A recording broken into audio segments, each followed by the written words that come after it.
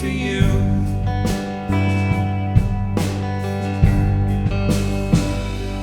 There's a cold electric morning, you can catch her as she flies. There's a boy she tore wide open with sympathetic eyes.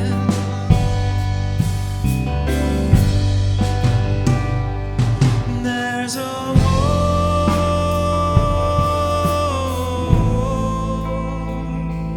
where she hides.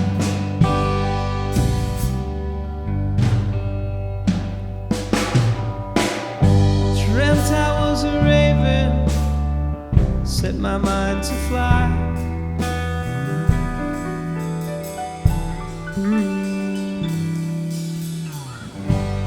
Wonder who and I wonder why.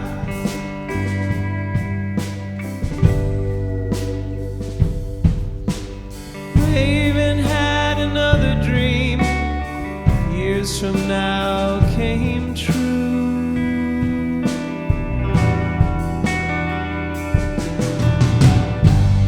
Dance with me and I'll dance with you.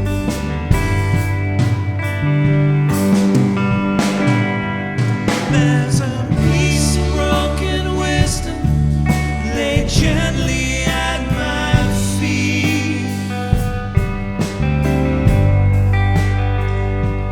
and there's no one listens to me at the moment when I bleed.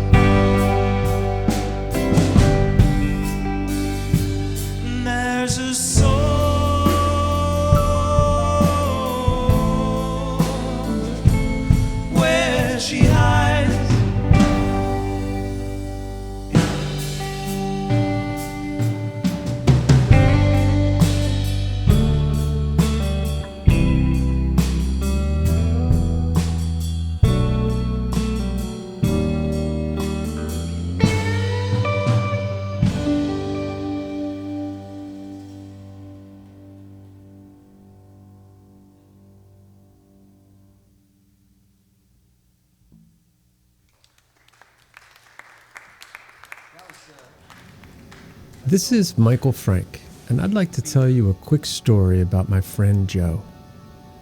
I grew up in Rockland County, New York, and I was fortunate enough to have established a best friendship when I was just 3 years old with Tara Cohen that continues to this very day. That's us right there. We were in every class together from nursery to the 6th grade, and in the 3rd grade, I remember Tara deciding she wanted to be a drummer. By the 6th grade, she had her first drum set, and a few years later, she was in her first band called Exodus. Steve Bard was the front boy of that band, and there they are now, playing at my bar mitzvah. I believe they jammed a Hold On Loosely in Sweet Home Alabama. Jump ahead another 3 years, and Tara is establishing herself as one of the premier high school age drummers in Rockland, when a friend of ours, through his hairdresser, gets Tara an audition with one of the hottest semi-original bands in Rockland County called The Exam. So this 15-year-old goes on to lie about her age and gets the job. I remember this as if it was just yesterday. I was so excited because, you see, the second best thing to becoming an actual rock star is being the best friend of one. So here's a little taste of The Exam.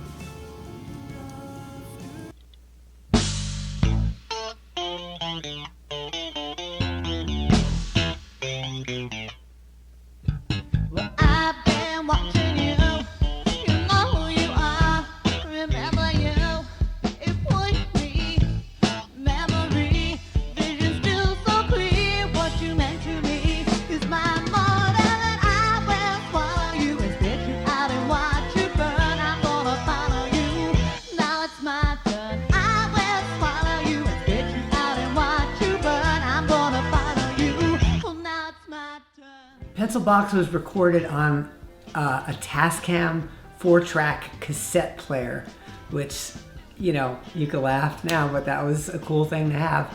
The band had already made lots of recordings before I was in it, but this was like the first one that I was involved in. We would just set up mics in the garage and just have some fun, and that was a real home recording at the time, 1985. Watch you burn, I'm gonna follow you. Oh, now it's my turn. Oh, my turn. And well, I will follow you. Get you out and watch you burn. I'm gonna follow you. Oh, now it's my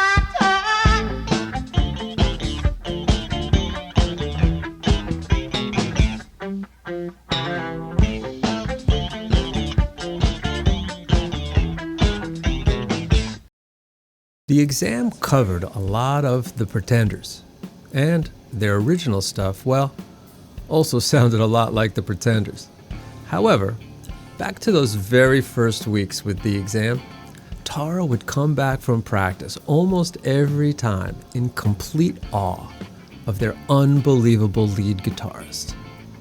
His name was Joe Pascarell, and Tara swore to me, probably over a pinky bet, that he would not only be the best guitarist I've ever met, but he would be able to play any song I would choose. And that is exactly how it went down when Tara, a few weeks after getting into the band, brought along her best friend to a rehearsal. I distinctly remember walking into this pseudo garage studio on Tennyson Court in New City, and this guy with a perfectly procured mullet looks over at me with his Gibson Les Paul guitar and says, "Hey, what do you want me to play?" I was ready and immediately told him to play Another Brick in the Wall by Pink Floyd. A request that was not only instantly fulfilled, but with exquisite note-for-note accuracy.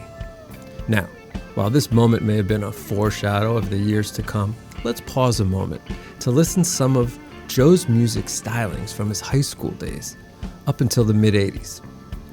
That aforementioned mullet of Joe also came with a bit of attitude.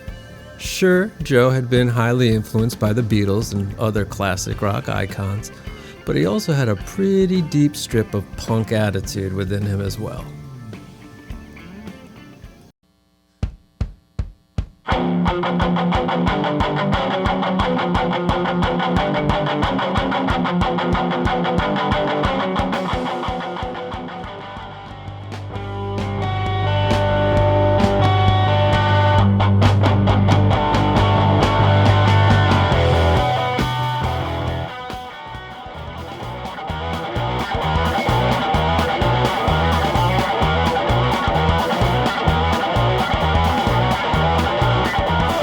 hope all the football players die. I don't want to live anymore, I got the right to die. Tired of these dudes keeping me alive, I got the right to die. I got the right to die, right to die, right to die. Well, his mother's had a tough life, but she hasn't finished yet. She's got two.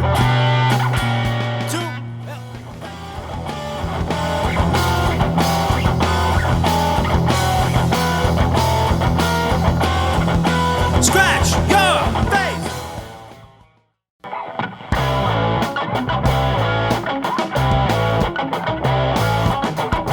Got a headache, won't go away. Take Tylenol, die. Got a headache, won't go away. Take Tylenol, die.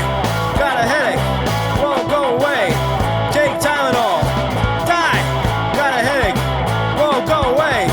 Take Tylenol, Die!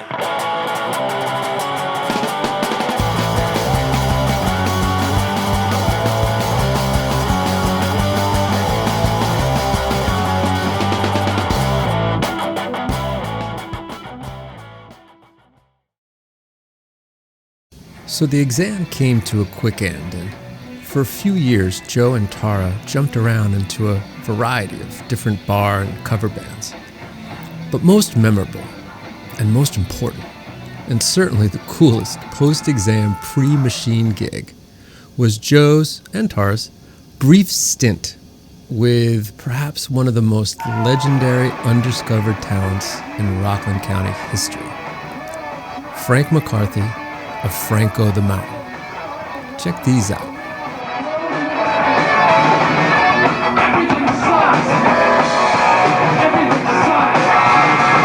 The academic garbage can.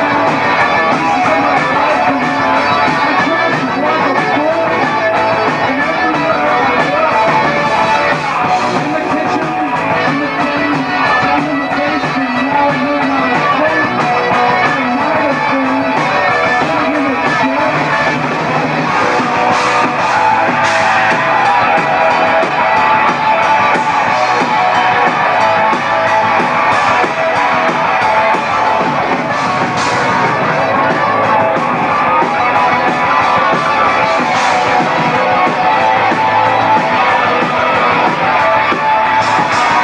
Everything sucks! Everything sucks! Everything sucks! Everything sucks!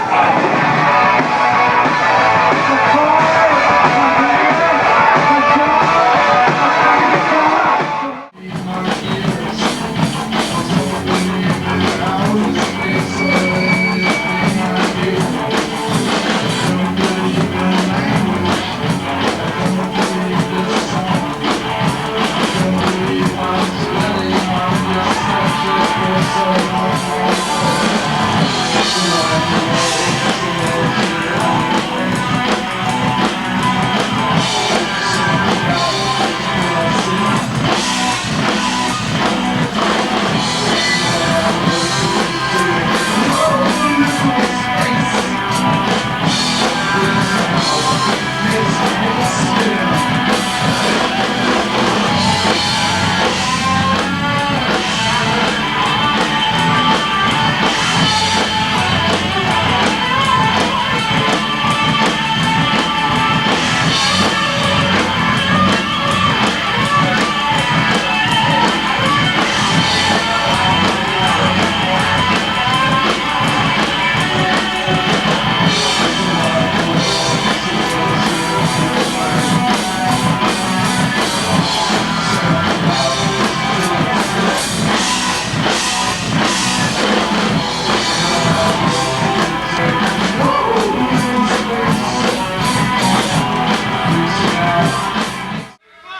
You want to hear more? Come on! Bring him out! For the first time, ladies and gentlemen, for the first time as man and wife. Bring him out, bring out the bride. Ladies and gentlemen, we're gonna do one more song for you. Just want to introduce the people in the band. I'm Joe Mo, this is Gord, and that's Bill. Frank's a little sick, but physically. But there's a singer here that is one of Frank's idols. Joe's playing was superb. He would always exceed my expectations. It was like going on stage with a superhero. You know that he's got you. Great energy on stage. Masterful guitar playing. He'd come up with these riffs. You know, I'd have to stop like while I'm playing. Like, what is that? That's awesome. You know, keep playing that. Even if he'd make a mistake, the way that he got out of it was so graceful and beautiful that you'd wind up using that stuff because it was so unique and funny. You know?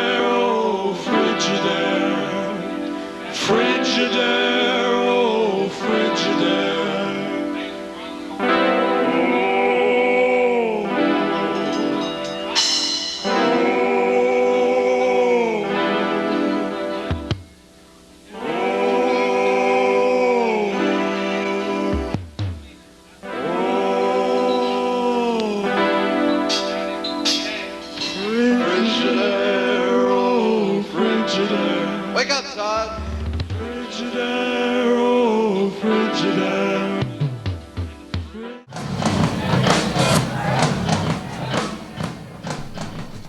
Exactly what you want in a bandmate, you know, to go up on stage with and feel totally comfortable. You know, that he was going to put everything into each song. He'd learn all the harmonies, learn all the parts, you know, help me with arrangements and chords and everything else. I wouldn't know half of what I was doing, and he was explaining my own songs back to me because I don't even know what I'm doing. You know? So it was all great memories playing around.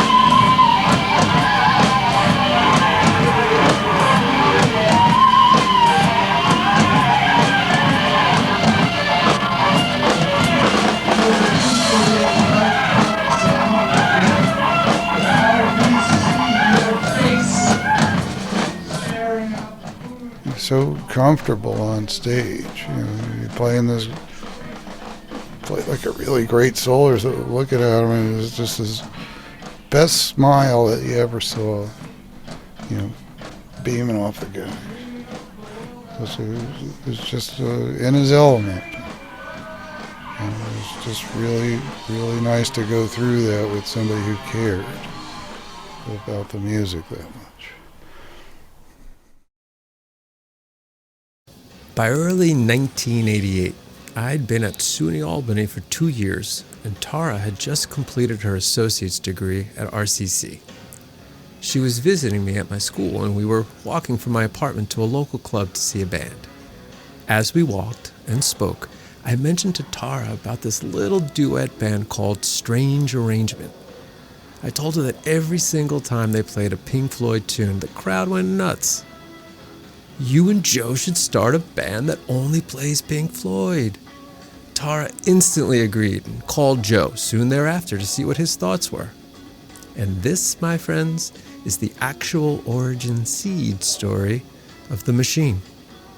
Joe was all aboard, and they recruited the Exam original bass player Adam Price, along with local legend keyboarder Sarah Gardner. The rest is history we're all well aware of. As far as Machine footage goes, there's a ton of it out there at the end of any YouTube search. However, me and my pesky camera do have some stuff that's rarely been seen. So, enjoy. You're gonna get all the good ones in if you don't get... Yeah. By the way, Chris's brother is Joe, the lead guitar player and lead singer of the band, which I think is how he got the job. Me too. What did you do before you were a full-time roadie for the Machine? I was an architectural, horticultural engineer. Really? Yes. They could use you down at Los Niños, huh?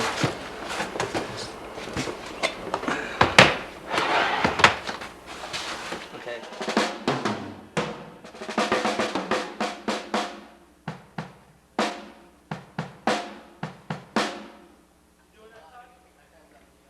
What's that? Yeah, we gotta get just a little. Did you check the guitar? I didn't check that. 5. You're on. Hi. I'm here. Who are you? I am Joe. I'm the singer. I also play the guitar too. Should I just go about my business, Mike? Ignore me, man. No, you forgot Chris's jeans. She forgot Chris's jeans. Oh my god. How's it going, Mike? It's going pretty good. Say hi to Los Niños. To who? Los Niños. Hi, Los Niños. Say something in Spanish. Hola, Los Niños. ¿Qué pasa? Did you meet my wife? This is my wife, Michelle. Michelle, say hello to the camera. Hello, camera. This is Dr. Stop. Tell us about Billy Idol. Michelle knows personally Billy Idol.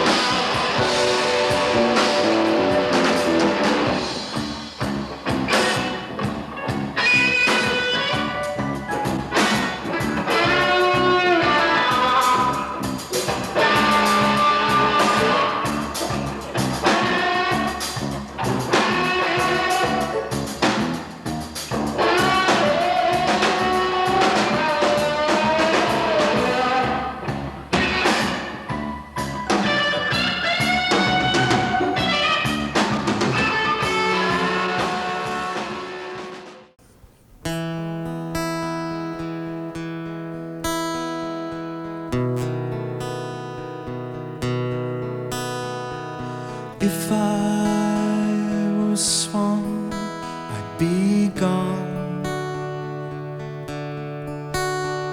And if I were a train, I'd be late.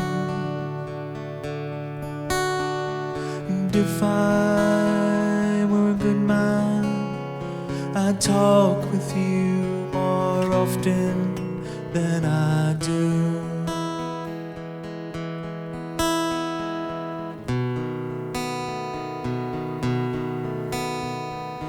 If I were alone, I could cry. And if I were a rule, I could bend.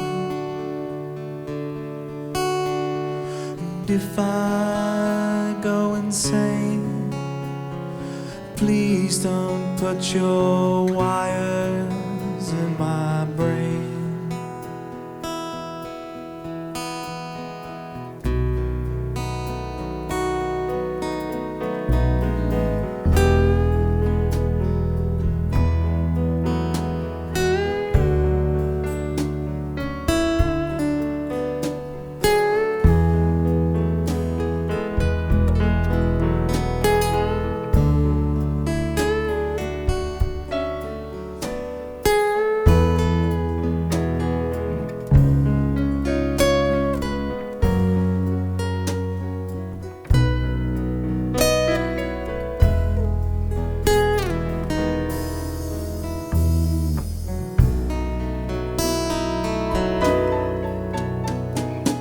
If I were the moon, I'd be cool.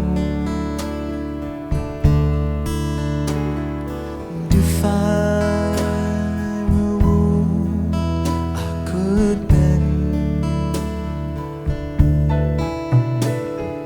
And if I were a good man, I'd understand the spaces between friends.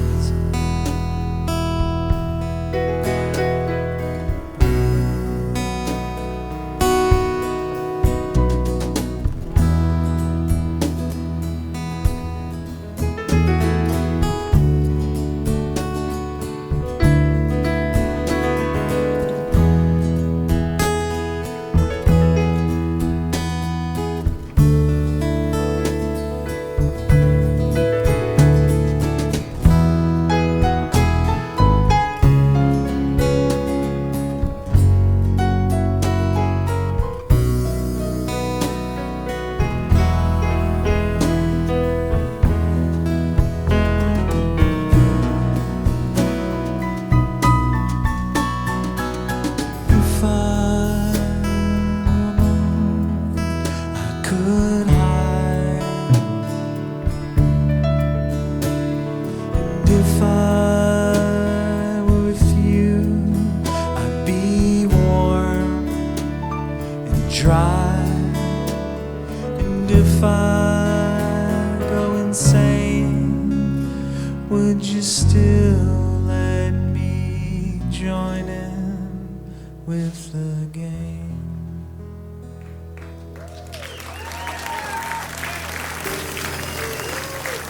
Thanks a lot.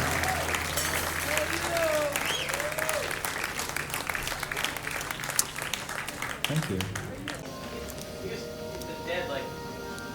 At the very end of that pre-show footage from Saratoga Winters '91, you could see the band all came back to my tiny little apartment on the corner of Washington and Lark in the city of Albany.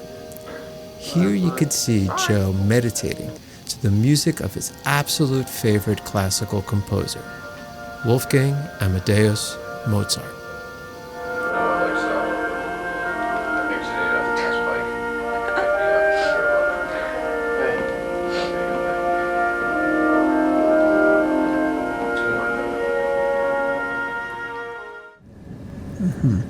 So what are, of course you're a Pink Floyd tribute band, but what are some of the other, bands or songs that you like that aren't necessarily Pink Floyd? I don't listen to anything else, ever. That's all I listen to. Just Pink Floyd? Yeah, that's it. I've never heard other music. I'm just kidding. Before I discovered Pink Floyd, all I listened to was the Beatles. I grew up with the Beatles, you know, and I cried when they broke up. It devastated me. I loved them, and then Pink Floyd. You know, all the bands that you call classic rock, that's what I grew up with. I've seen Queen was one of my favorite bands growing up. Jethro Tull, my favorite bands. These are bands that I liked as a kid that I would still listen to today. You know, I went through a lot of phases as a kid listening to crap I'd never listen to today. But these are bands that have stood the test of time, you know. As I got older, I like I said, I like electronic music a lot. I like Bjork a lot. Square Pusher, I don't know if you know who he is. Autechre, electronic music band. And nowadays, I listen mostly just to classical music. Classical music, like... Well, I don't know how much you're into classical, but classical is actually a period. Yeah, no, like I'm saying, like Mozart. I love Mozart, but I also listen to, you know, 20th century music too. Like the... Stravinsky. Stravinsky, Bartok, Debussy. Have you ever heard of Stockhausen? Oh, yeah. No, that's not one that I know. Definitely. But Sam has. I have. Sam knows what I'm talking about. Stockhausen invented electronic music. And some of his electronic music is amazing. Like you were talking about the oscillator. He would record sounds and change the speeds and cut the tapes together, make beautiful music. That's what I listen to now. But occasionally I play music more than I listen to it now. Yeah. What many of you might not know is that Joe actually tried his hand at writing a few simple but beautiful classical pieces himself. One piece in particular was written for violin and guitar, and on the occasion of just before Christmas '97, I happened to have brought a violinist to one of Joe's band rehearsals. After just about a half hour of practice, this is what I happened to have captured. Enjoy.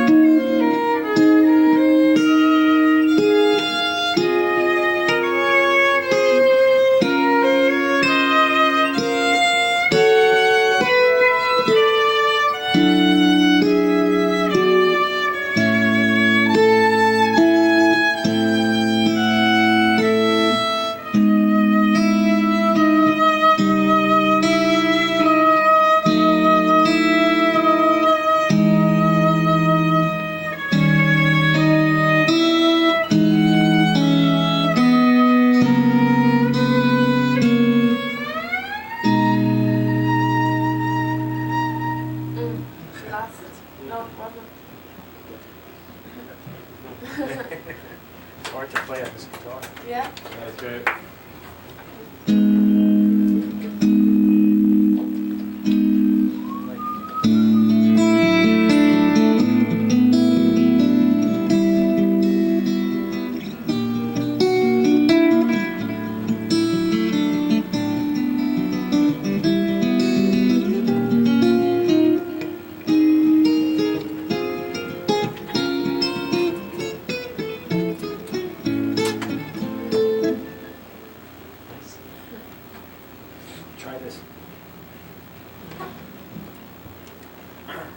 previous piece was recorded in the basement of Joe and his younger brother Chris's rented house on Smith Road in Spring Valley, New York. This was the place of countless magical moments and the location where for several years Joe played, practiced, and developed his most serious original music. Like a magical music seed, a chosen family also began to grow from this very spot. Close friends would gather just to hang out in the dark and listen to the band play. For most of 1997, the entire band was just 3 people. Hence, they often went by the simple name of 3. I like to spell it with 3 E's. Mark Disgun was on the bass. Chris Pascarell, Joe's little brother you met earlier at Saratoga Winters, was on drums. And of course, there was Joe. I knew in my heart that these times needed to be preserved, so I got myself a camera, and whenever I could, I recorded. I always argued for more light, and the band always argued for the dark. I have recordings of both, but of course, as you can imagine, the best playing was usually in the dark. Here is a very early version of a sometimes forgotten song, played in the dark. This is 42.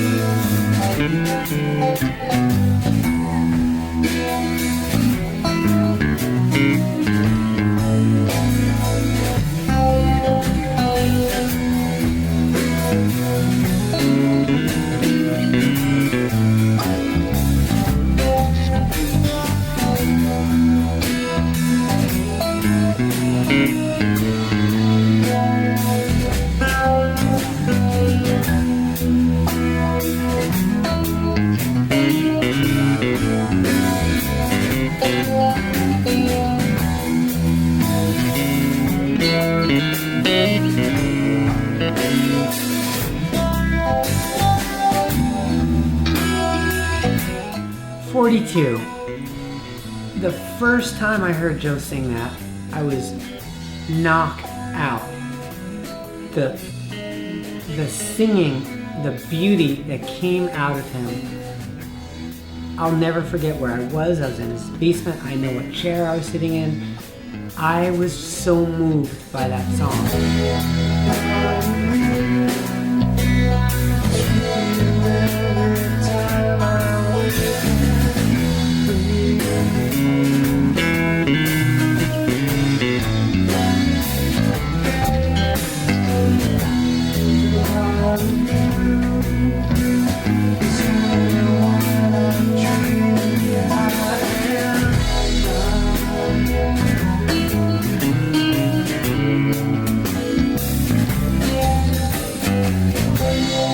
And I'm ready.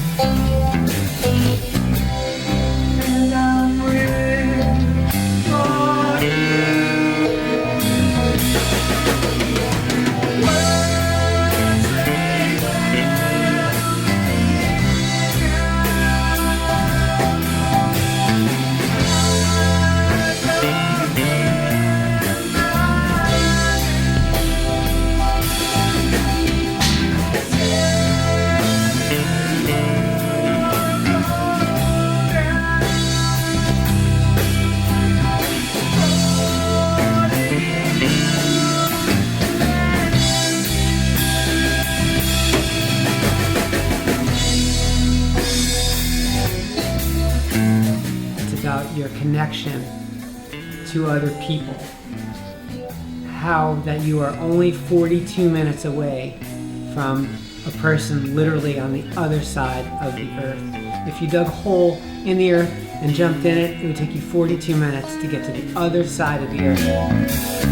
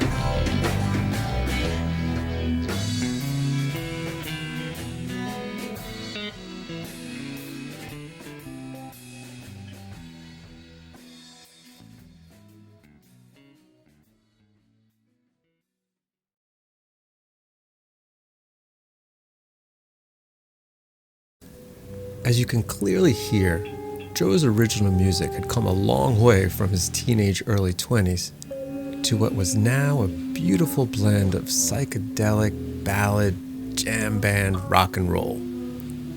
Somewhere around late 86, early 87, Joe went through what many of us did as well, and that was his discovery and newly formed appreciation for the Grateful Dead, and the person Joe would go on to consider the greatest guitarist of our time, Jerry Garcia. To say Joe's music didn't become heavily influenced by this transformation would not be the truth. But let's take a step away from music for a moment to mention one of Joe's other great passions, chess. If Mozart and Garcia were his two musical idols, then most certainly Bobby Fischer was Joe's chess champion. Joe had an extensive library of chess books and spent countless hours at chess clubs, occasional chess tournaments, and of course, playing online. Judit was another chess player Joe knew a great deal about, as she was the greatest woman player in the world. So when Joe found out she was playing a simultaneous at her sister's chess club in Queens, New York, he registered to play, was chosen, and went. I, of course, went along, and yes, I brought my camera. What you're about to witness is one of Joe's prouder moments outside of the world of music.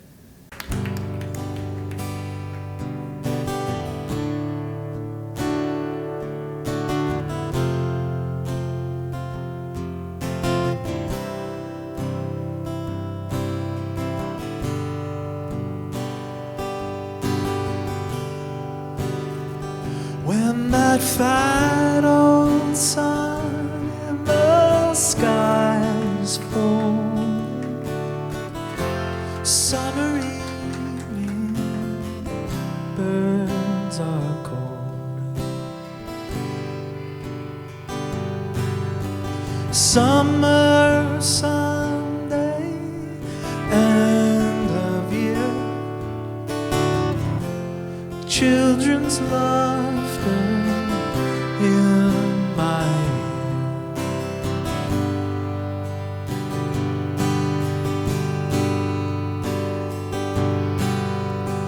distant bells, remote grass smells so sweet. By the river, holding hands, roll me up and lay me down.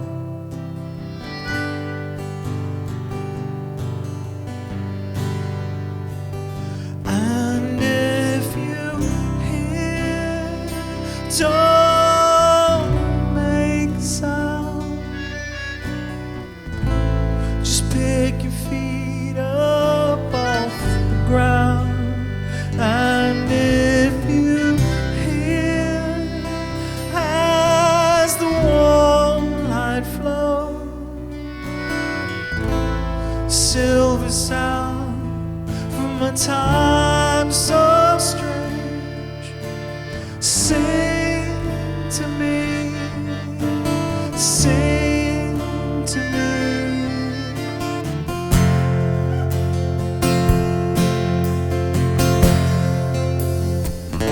When that fat old sun in the sky's falling, summer evening, birds are calling.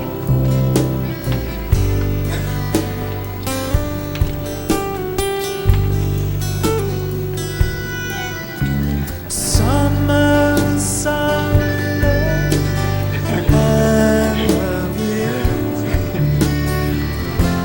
sound of music in my ear.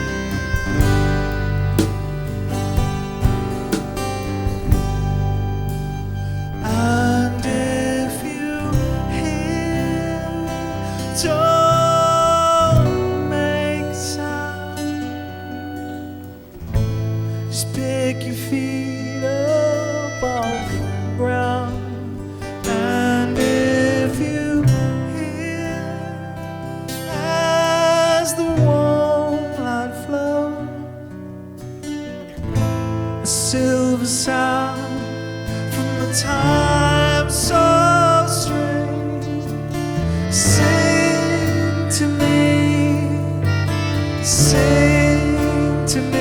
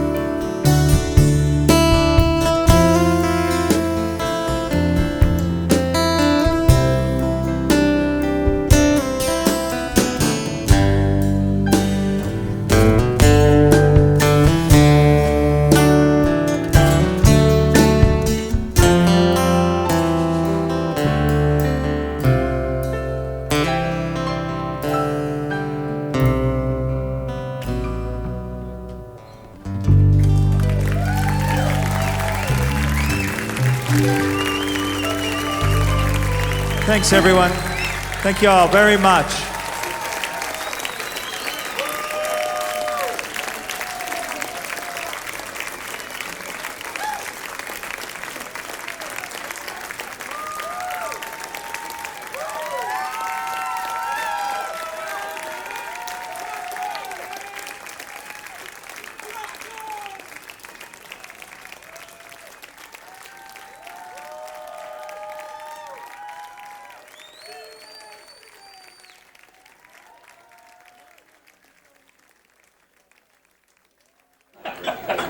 Average, I guess you'd call it an average chess player. Earlier in the game, I made a little move that was a mistake. And I hung a rook. Yeah, I hung a rook with the check.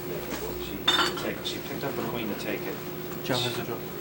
And she said, She let me take him over. And I said, I really do. That's very gracious of you. How early on was that? This was well into the middle game. I'd say Okay. around the 25th move. Okay. And so she said, did you want to make She another asked if move? I wanted to make another move. And I thought to not, but I'm like, how often do I get a chance to play her? Right, So right. I'll keep playing her. I think right then the next move that she made wasn't the best move. And the position on the board right now is, I think I'm right. She agreed with me. I think black is better. Congratulations, buddy. Thank you. But I offered her a draw because I'll probably screw it up trying to win. And she was so nice to me to let me make another move. Right. I figured this is the best thing for everybody. And I'm ecstatic to make a draw with her.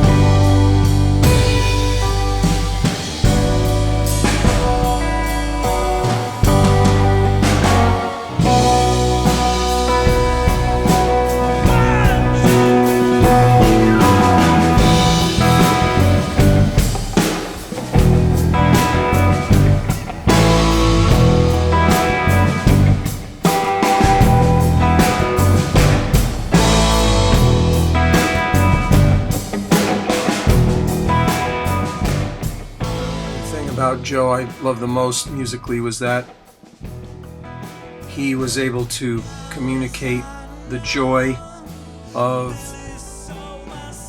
being alive through music. And I think that's what all great musicians do. They are able to connect with you and make you feel glad that you're alive.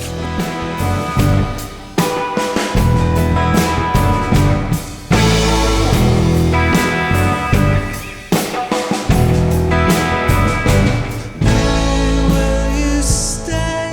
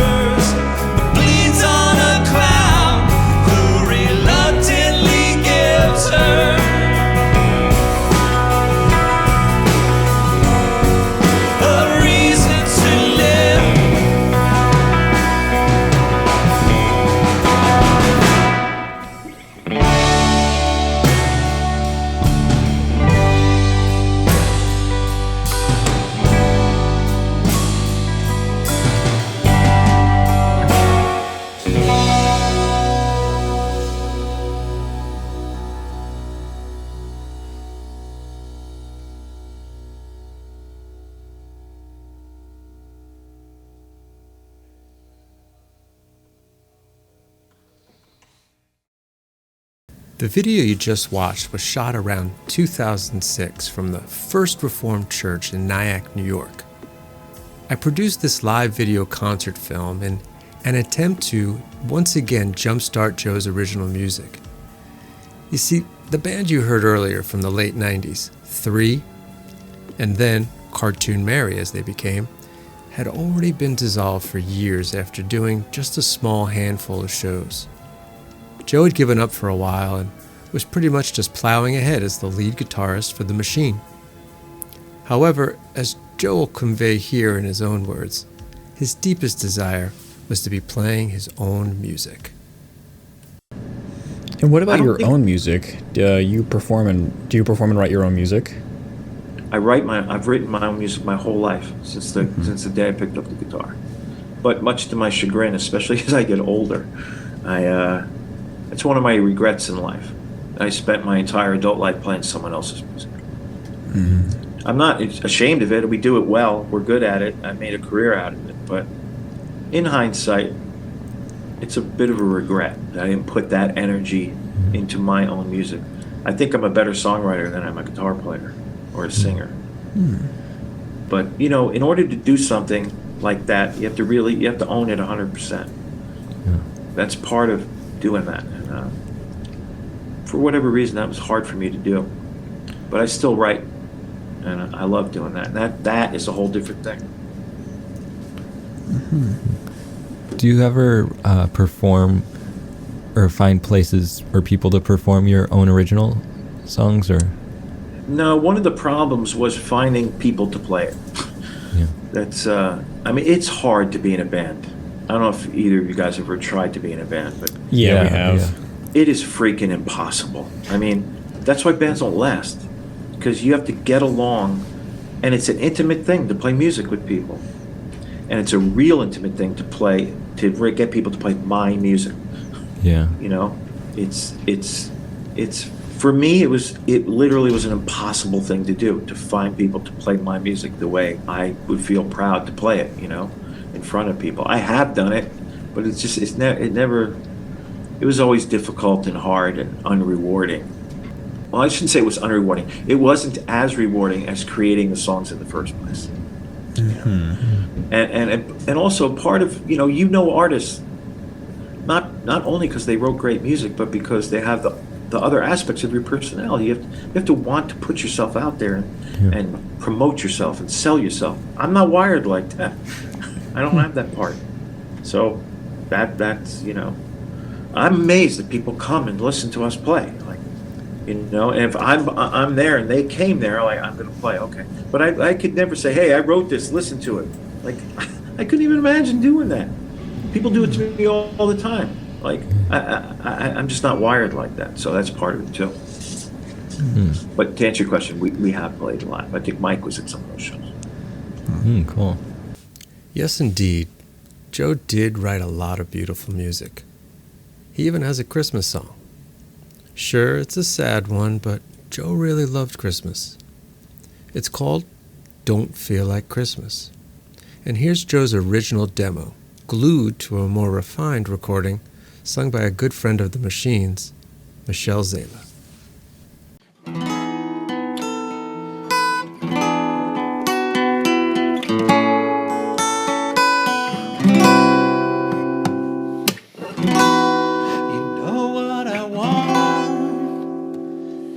Christmas this year, a piece of that feeling that used to be here. I sit here alone, just watching the snow, and it slowly sinks in that it don't feel like Christmas anymore.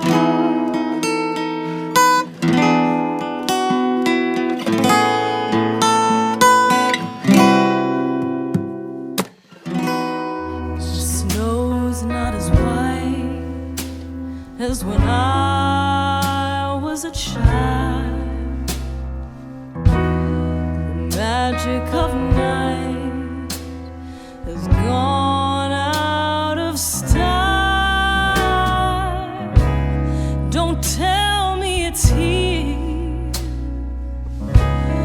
I just can't see clearly. God knows I've tried, but it don't feel like Christmas anymore.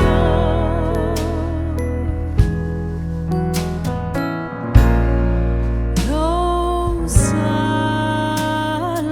night,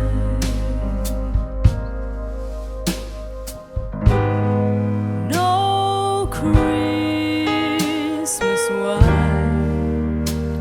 Tonight I'll be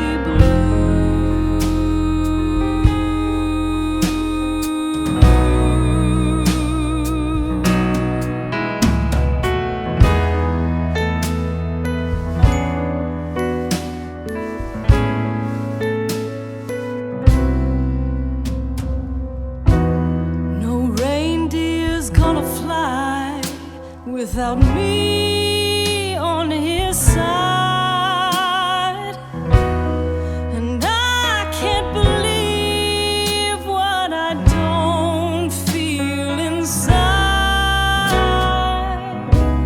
So I think of those days that keep fading away, and the snow turned to rain. Let it wash away this holiday pain.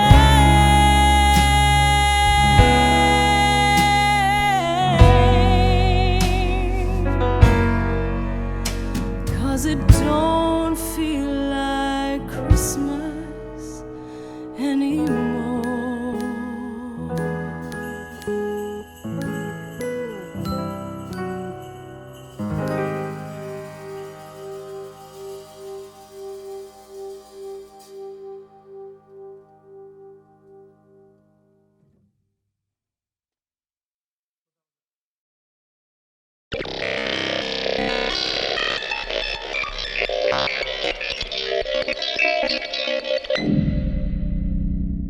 Okay, Joe, some rapid fire questions. Favorite Pink Floyd album?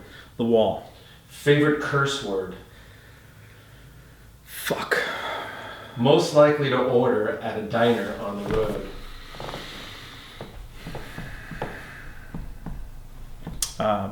Caesar salad. Drug of choice? I have to pick one? LSD. Brand of toothpaste? Colgate. If you were in another cover band aside from Pink Floyd, what would it be? Wow. Grateful Dead.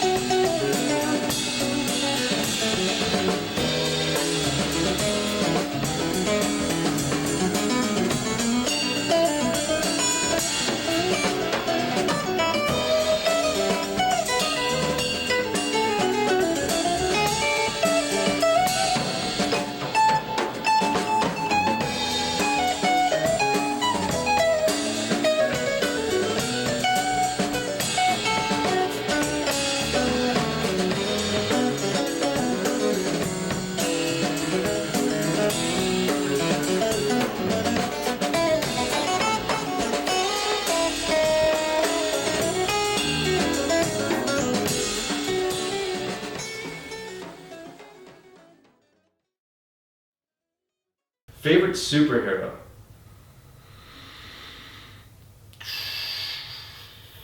Superman. Cats or dogs? Dogs.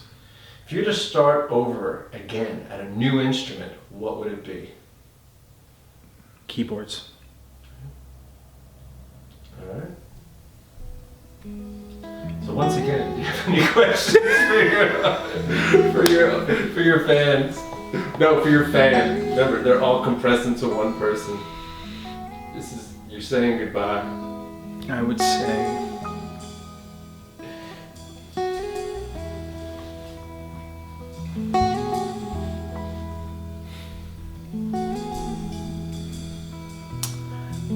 here's something. It's cheesy.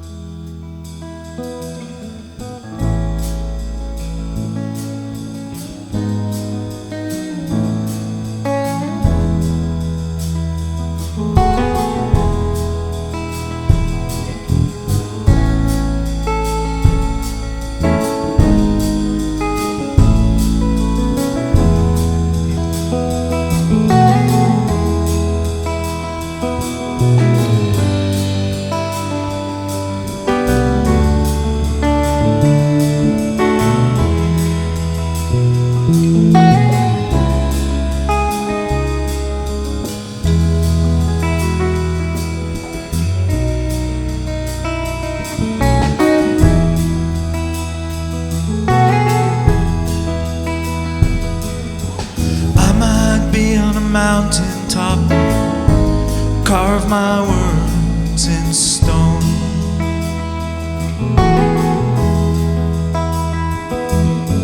And I might be on a remote island, thinking it was my home.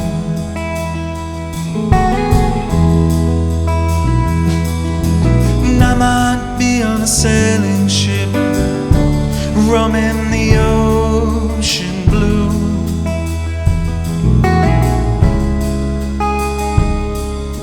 And I might be the captain, and I might be with you.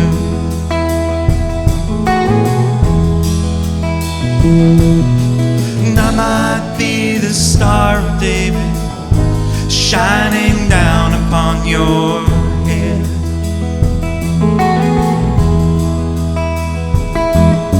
And I might be in some old corner, folded up and turning red.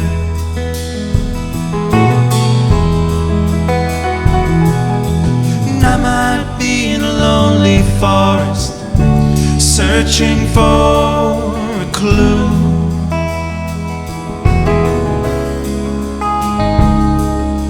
And I might even find it,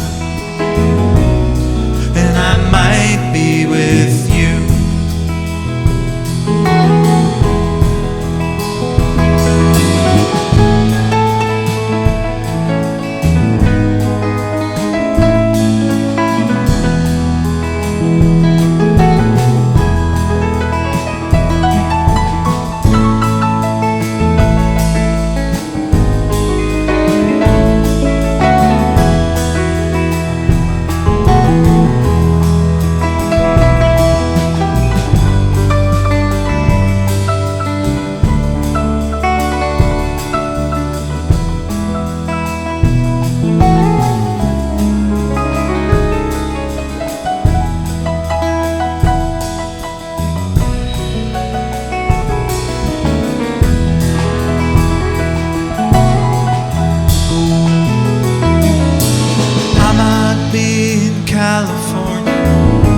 Digging up my buried bone.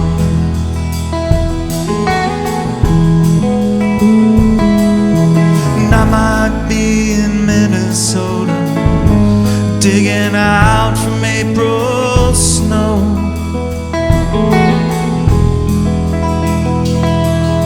And I might be in New York City, one of the chosen few.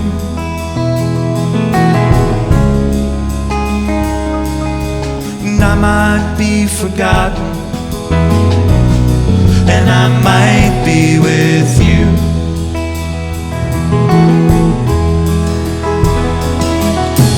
I might be on a mountaintop, carve my words in stone.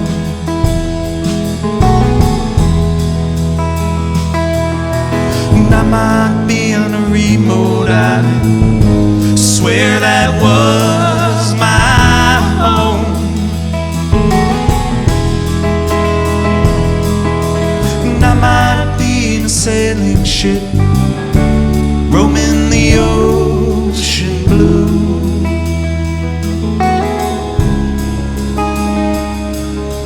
And I might be the captain, and I might be with you.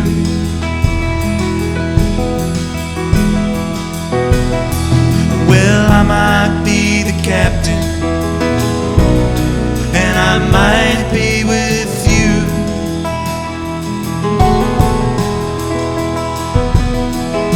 Well, I might be the captain, and I might be with you.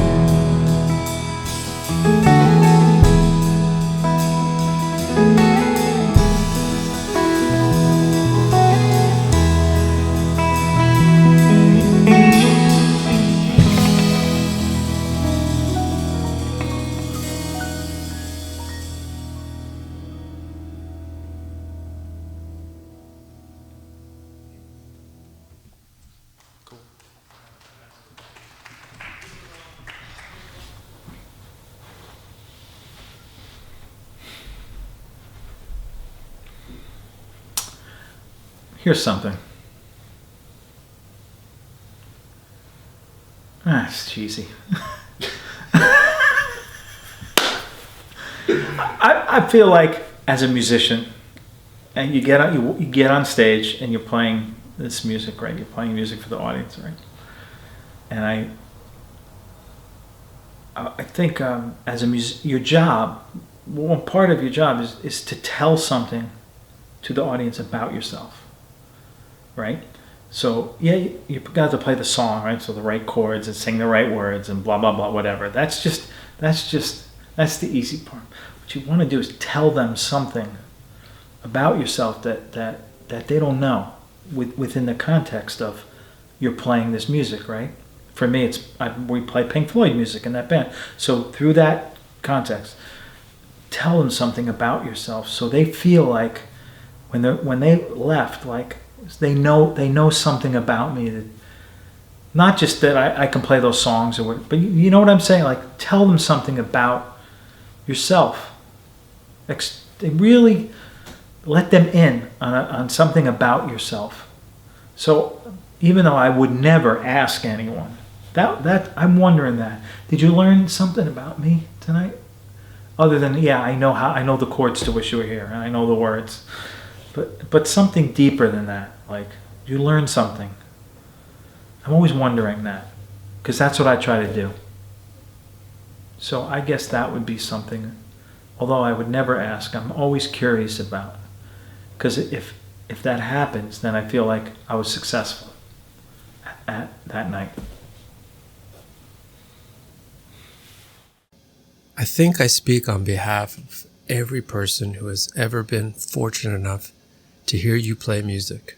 Whether it was Pink Floyd or your own original music, yes, we learned about you and we learned from you. You channeled any music you would play as if it were your own. And your own music is a gift we will listen to and love for as long as we live. In the early days of the Machine, Joe and Tara were introduced to Trey Anastasio and the Fish Guys at one of their shows at the Capitol Theater in Port Chester, New York, by their mutual booking agent, Mark Gentilella. Flash forward 30 years, and Scott of the Machine runs into Trey in Manhattan, and as they chat, Trey comments on how amazing he thought Joe was as the guitarist in the Machine. This got my motor running again, as I've always been trying to get Joe's music out into the world, to attempt to get Joe and Trey together. It was actually an old dream of me and our dear friend John Cohen. I thought they'd really get along and perhaps Trey could open some doors for Joe. I put a proposal together, had Joe's blessing, and threw it into the winds. This was just 2 months before Joe's passing. I put this site together for a few reasons. One was to pay tribute and to memorialize my dear friend. The other was to continue the mission of getting Joe's music deeper into the world. I still want Trey to play one of Joe's tunes. All the raw footage I have of Joe's music will be posted here in their uncut entirety, as well as every raw, poorly recorded track we can find. Please make your way around the site. Sign in with your email, pass on the link, and help spread the music. We love you, Joe, and may your music live on forever.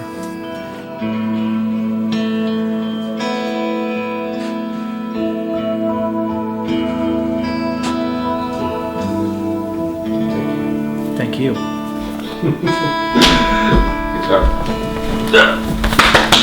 Oh, painless. That was good. That's good. So.